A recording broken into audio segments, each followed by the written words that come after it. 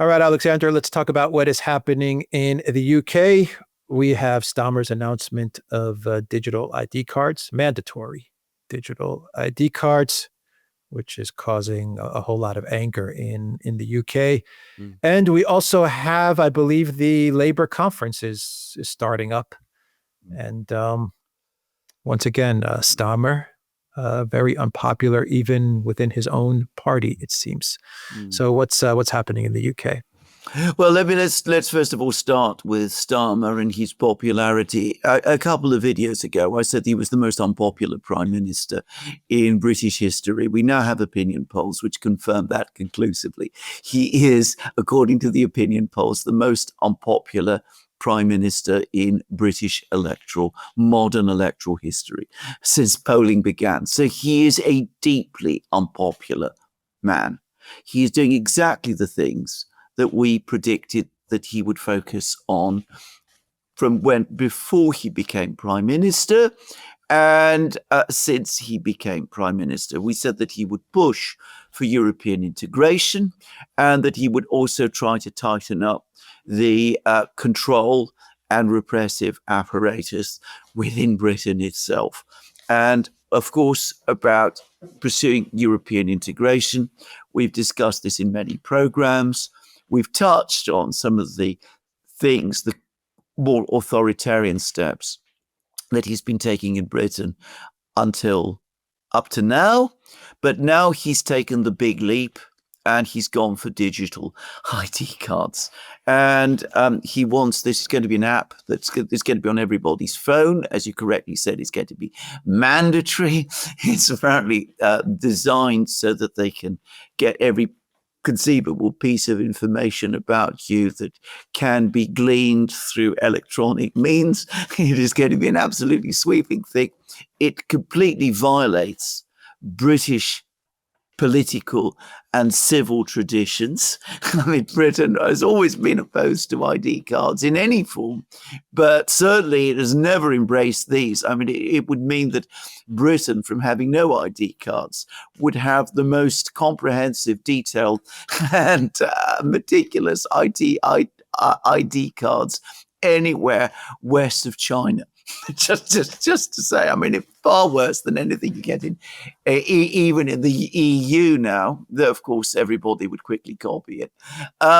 We would be, I mean, you know, if you worry about things like credit scores, social credit scores, and those kind of things, well, you know, Starmer will, of course, say that this is not the plan, but it would certainly become possible, just to say technically possible. So, of course, he's now come up with this great idea. And it's not new. It was first floated 30 years ago by Tony Blair. As I well remember, Tony Blair has always pushed this idea. He's never given up on it. Within the British Home Office, the Interior Ministry, if you prefer, there's always been a demand to move forward with ID cards. The fact that this idea has been around for so long tells you that it has nothing to do with the immigration issues that people are talking about. Starmer says that it's all about stopping illegal immigration. But what neither Starmer nor indeed the political class as a whole ever want to admit is that, in fact, the vast majority of people who enter the UK as migrants do so legally. So Britain has an issue with legal migration, not illegal migration.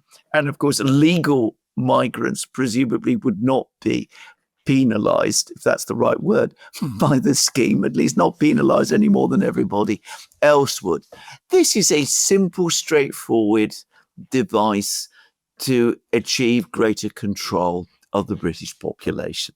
And it is exactly what Starmer was brought to power by all of the people who make up the British establishment, a deep state, to do, to bring Britain back into the EU and to ensure the control of Britain by its political class. So I just wanted to say this because it needs to be explained and understood, but it was absolutely something. We may not have anticipated this particular plan, but if you go to all our coverage of Starmer, or what we were saying about him, even before the election took place, it's exactly in line with what we were saying. And it was not difficult because the fact that this was the agenda was basically there for everyone to see. So that's the first thing I wanted to say. So he's now pushing harder and faster on this idea. It must be said, there is opposition to it. The Conservatives oppose it. Jacob Rees-Mogg has done a whole program video about it, saying what a totalitarian thing this would be. There are many people within the Labour Party who oppose it as well, but nobody should be under any doubt that this has a much greater chance of being brought into law than it was the case in Tony Blair's day. And if Starmer isn't able to do it, they will try and find the next person who will. Now, when we did our last program on the plots against Starmer, and of course these are now intensifying because everybody could see that he's the most unpopular prime minister ever, and the government is falling and failing fast. We said that the basic reason, the only thing that was helping Starmer and enabling him to stay where he was that they couldn't yet agree on an alternative. Well, they now apparently think they have found one. This is not Wes Streeting, who we discussed previously, who is deeply unpopular with the British people, but the mayor of Manchester, who is a man called Andy Burnham. And Andy Burnham is an interesting man. He claims to be on the left. He's based in Manchester, Liverpool, which is the port city, a little to the west of Manchester. This is very much old Labour heartland. Labour Party is still has residual support there. So as I said, this is an important power centre within the Labour world. So Andy Burnham, presenting himself as a little bit more to the left. He's not to the left. He was one of Tony Blair's most faithful lieutenants. He then became a supporter of Gordon Brown when Gordon Brown was prime minister. And he didn't get on with Corbyn at all, which is why he became mayor of Manchester. He managed to reorganize the buses in Manchester, and he's now trading on that to claim that he's a more left-wing alternative than Starmer. But nobody should be fooled by that. So Starmer has fulfilled his goal. It's time for him to leave, right? Yes. I mean, yes. This is being presented as Starmer's being removed. He's being ousted by maybe his own party, by other forces in British politics. But the reality of the situation is that if you're one of the UK establishment, you're looking at Starmer and you're saying, okay, job well done. You accomplished most of what we put you in place to accomplish. Now it's time for you to exit and for us to get the new person in power, right? I mean, you reverse Brexit, or at least you got the reversal of Brexit well on its way. So he's done that. He kept the UK in Project Ukraine, and he kept the UK in a proxy war with Russia. So he accomplished that. The UK became the number one country that's in conflict with Russia, right? So he did a really good job there, and all the money that funneled into the black hole that is Project Ukraine. So job well done. And as far as the digital ID goes, you push that along as well. At least you got it out there. The taboo has kind of been broken, right? He announced it. He got it going. So even if it's rejected, it'll go up for another vote and then another vote. And eventually they'll get it passed, just like what happened in Switzerland. Switzerland got it passed just the other day, right? They got their ID, their digital ID, barely got it passed. It's different than the UK's. It has different technical specs, and it's not mandatory, but it doesn't matter. Eventually, it'll become mandatory. Eventually, Exactly. they'll all take on the same specifications in Europe with the digital ID. It'll become the same prison for everyone everywhere. But Yep. I guess my question is there's a bit of misdirection, isn't there? I mean, it's not that they're so upset with Starmer as much as you came, you did what you needed to do. Now you need to move on. Well, absolutely, because politically you failed. You've not been popular. We have the real possibility that Farage might win the election. And elections in Britain, for all kinds of reasons, are more difficult to arrange than in other countries.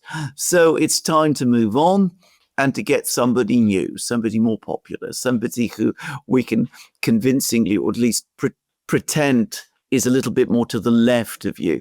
Somebody who talks about, taxes, mansion taxes, and those kind of taxes on wealthier people, not the really rich people, not the globalist elite, of course, but the higher earning middle classes.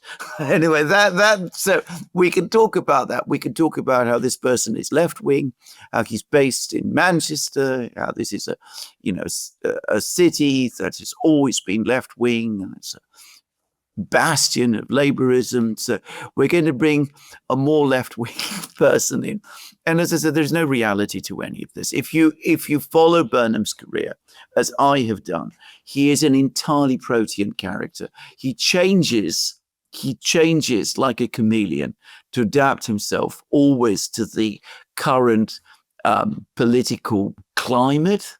But fundamentally, and in the end, he is a member of the British elite and of the establishment and of the Labour Party establishment as well. He's, in that respect, very little different from Starmer.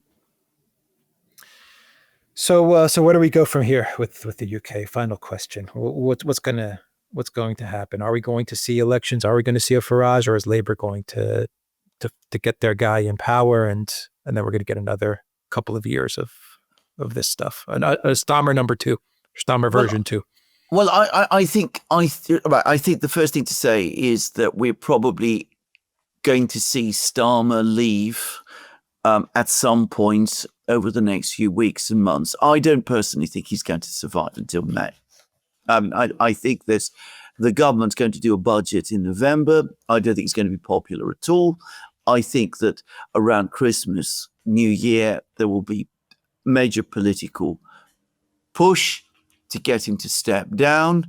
And I think the plan is, because they don't really want a leadership election, they will then build up Andy Burnham, and they will say that this is the man who's got to take over. There are a few problems here because he doesn't have a seat, because when he went and became mayor of Manchester, he gave up his seat in the House of Commons.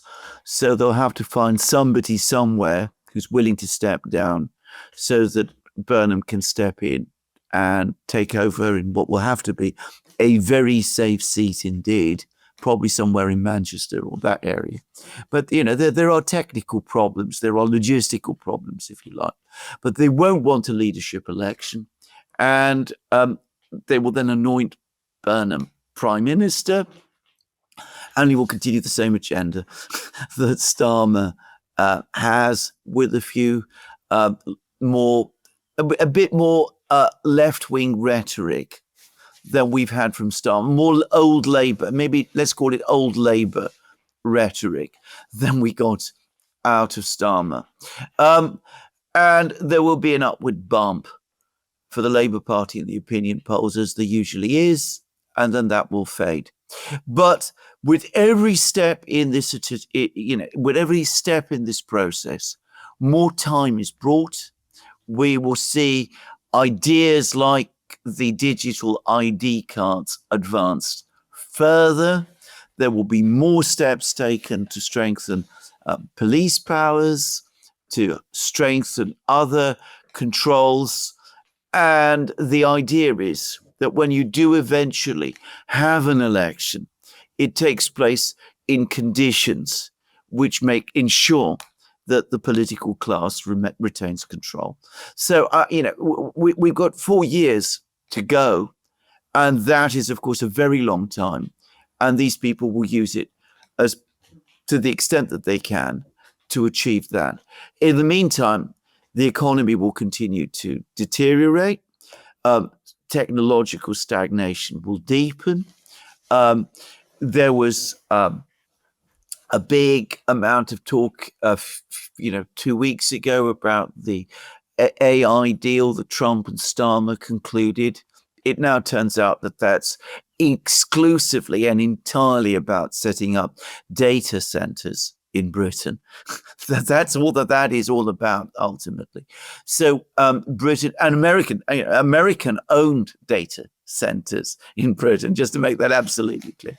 So technological stagnation will continue. Living standards will probably continue to fall. There might continue to be growing discontent and disaffection. But in the meantime, the political class, that's their plan anyway, will try and retain control. Yeah. All right. That's the plan. Okay. We will end it there. The Duran.locals.com. We are on X and Telegram and Rumble, and go to Duran Shop, pick up some merch like what we are wearing in this video update. There's a link in the description box down below. Take care.